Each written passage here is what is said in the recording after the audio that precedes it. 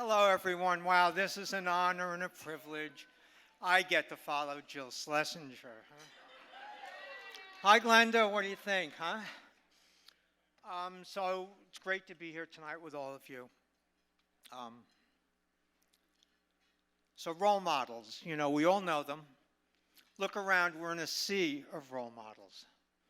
Let's stop and take a moment, remember who inspired you. There are so many people who've done so many amazing things, and someone inspired you to be here today. And now think of the younger people who are going to look to you as being fierce and authentic. What happens, though, when you grow up without the benefit of a role model and you are forced to figure it out all by yourself? Our next honoree grew up brown and wildly different from her neighbors in Bushwick, Brooklyn. When no one could answer any of her questions, she went to the streets for answers. Go south, they told her, and your destiny will be fulfilled. After a short, horrible, life-threatening turn in Florida, she returned to New York and the Bronx, determined to be the mistress of her own destiny. Back to school she went, graduated from college, and started looking for a role in public service to start to answer questions to all those difficult questions. After working for the Bronx Borough President and then running for City Council in 2021, attempting to be the first trans New Yorker elected to public office, she then pivoted to become the executive director of the New Pride Agenda, a role for which we are to honor her today. She has seized the new organization and molded it into her own image. And earlier this year, within 1 year of taking this idea, she demanded and received $1 million from the New York legislature, committed to trans equity and to improve the lives of the many. Queer and trans New York will never be the same. Young New Yorkers who are different will never have to struggle to find a role model again. And so with that, I want you to please welcome my friend, my role model, the executive director of the New Pride Agenda, Elisa Crespo. Move out the way. I'm with my girls and we all need space. When the queen come through, like the rest say, move out the way. How many times I'ma say it? It's the home run with the team touch base. Rock a bitch, rock a bitch, rock a. Timberland, we probably come up. New Pride? Yes. Hi, everyone. Good evening. It's wonderful to be here with you all tonight. Thank you. I woke up like this.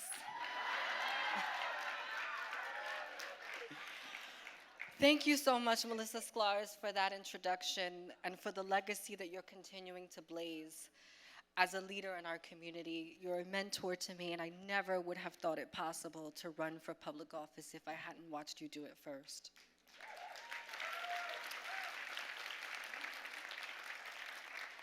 I want to start by thanking the Center for selecting me as the 2022 Community Impact Award honoree.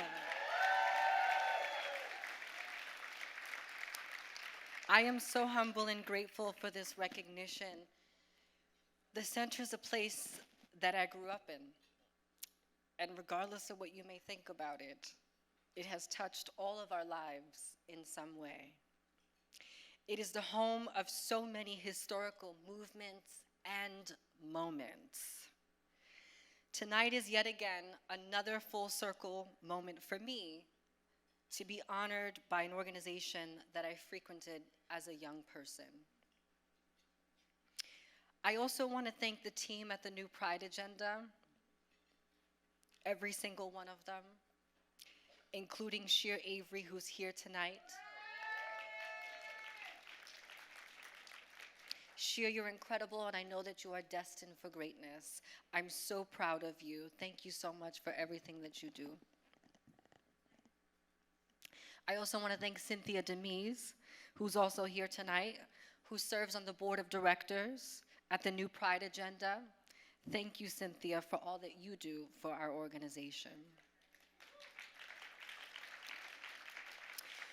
When we set out on our journey to advance equity in our state's budget, we knew that it was the right thing to do. We knew that we had to demand equity for trans and non-binary people in the state of New York. I'm so happy to stand here today and to announce to you all that not only did we win $1 million from the legislature, but a commitment from the governor to add $2 million to that. $3 million.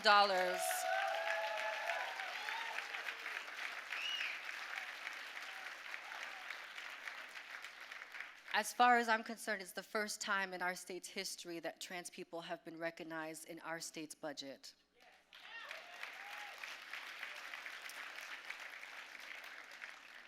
You know, I thought a lot about what to say tonight. And I kept coming back to the magnitude of this moment that we're living through. A moment that is undoubtedly grim. A moment where our bodies and our identities as trans people are on the verge of being legislated out of existence. Where record-setting numbers of anti-trans legislation have been introduced or passed. Where schools are banning books about our community and lawmakers who have never encountered a trans person in their life are telling us what's good for us and what's not. Make no mistake, my friends, there is a well-funded and well-coordinated effort to control our bodies, to tell us who we are, who we can and cannot be.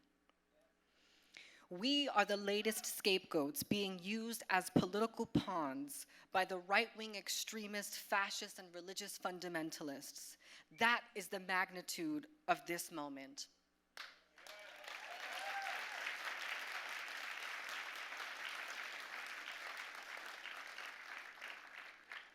And it has real-life consequences for those of us who are most marginalized. And so the burden on all of us is to meet this moment head on. To tap back into our power and dig deep and find the inner Stonewall and Compton cafeteria riots within us.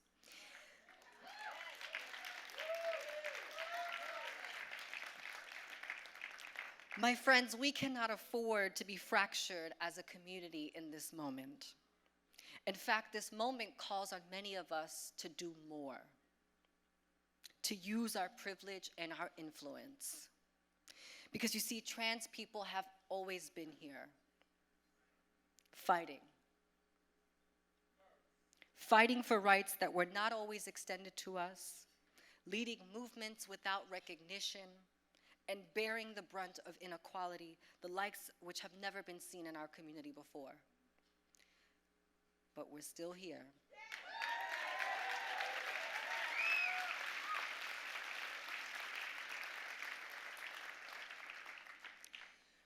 We are here and we are thriving.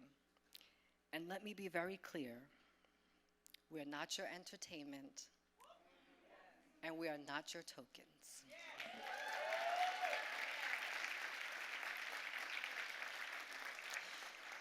We are divine beings. We are gods and goddesses. We are your foremothers and your forefathers. We are the reason. We are the resistance. We are the hope and the inspiration. And we will not be silenced or ignored. We will no longer settle for the bare minimum. We are going to take back what is rightfully ours, the way our ancestors have taught us to.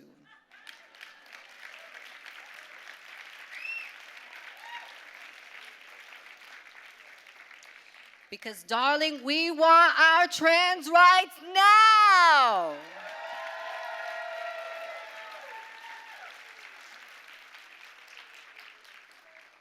We still got work to do, my friends. Let's continue creating change together.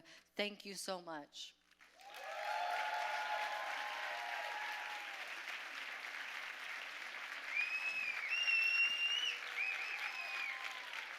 I just want to thank a couple of people from the center. The men of the center, and I know this is a women's event, but frankly, it's the men of the center who have reached out and extended their hand to help me. Trevon Mayers, thank you. Both Vladimirs, thank you. And last but certainly not least, Danielle, thank you.